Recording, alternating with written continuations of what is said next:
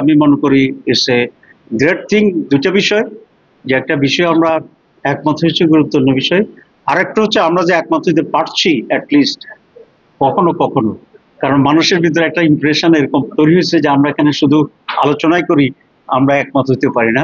আজকে যে একমত হইতেছি এটা আমি মনে করি ইটস এ গ্রেট।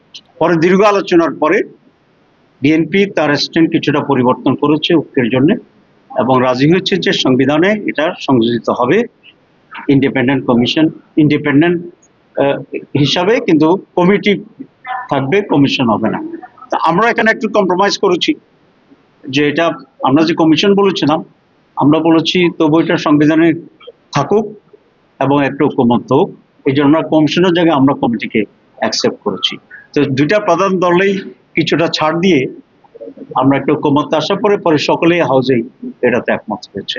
তো এটা আজকে আমি মনে করি ইটস এ গ্রেট থিং। দুইটা বিষয়, যে একটা বিষয় আমরা একমত হয়েছে গুরুত্বপূর্ণ বিষয়, আরেকটা হচ্ছে আমরা যে একমত হইতে পারছি অ্যাটলিস্ট কখনো কখনো, কারণ মানুষের ভিতরে একটা ইমপ্রেশন এরকম তৈরি হয়েছে যে আমরা এখানে শুধু আলোচনাই করি, আমরা একমত হইতে পারি না। আজকে যে একমত হইতেছি এটা আমি মনে করি ইটস এ গ্রেট। এই বিষয়টা আজকে ডিটেলসে আমরা যাইনি, কারণ আমরা একটা নীতিগতভাবে আমরা একমত হওয়ার চেষ্টা করছি। বাকিটা টেকনিক্যাল বিষয়, এখানে আলোচনা হতে পারে বা পরে আরো বিশেষজ্ঞ লোকদেরকে নিয়ে আলোচনা করে এটা কনফার্ম। আপনারা জানেন যে আমাদের যে এনসিসির কথা বলা হয়েছিল, ন্যাশনাল কনস্টিটিউশন কমিটি, এটা ব্যাপারে আমরা প্রায় সকলে আমরা একমত হয়েছি আরো আগে, আজকে আলোচনা হয়নি। সেখানে সকলে একটা বিষয়ে একমত হয়েছি যে নামটা একটু পরিবর্তন করে দিতে হবে। সাংবিধানিক এবং সংবিধিবদ্ধকরণ যে সমস্ত প্রতিষ্ঠান আছে সেগুলার নিয়োগ কমিটি, এভাবে এটাকে চেঞ্জ করেছে, এখানে আমরা একমত। আর যে সমস্ত জায়গায় কমিটি যে কনস্টিটিউট করেছে এই ব্যাপারে আমরা প্রায় সকলে একমত। যে সমস্ত বিধিগুলো আছে সেগুলোর ব্যাপারে আমরা একমত অধিকাংশই।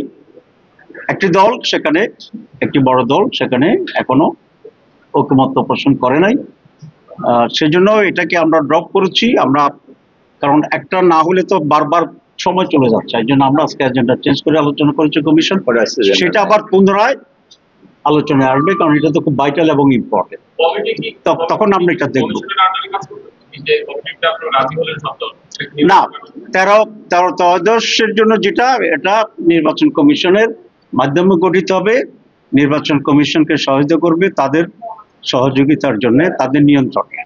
আর স্থায়ীভাবে আমরা যেটা বলেছি এটা ইন্ডিপেন্ডেন্ট হবে, এটা স্বাধীনভাবে কাজ করবে, যেহেতু এটা সংবিধানের অন্তর্ভুক্ত হচ্ছে। সেই জন্য এখন পর্যন্ত কন্টেস্টনে আমরা we are near 10 years of tenure prime মিনিস্টারের in the whole life time, সারা জীবনের জন্য।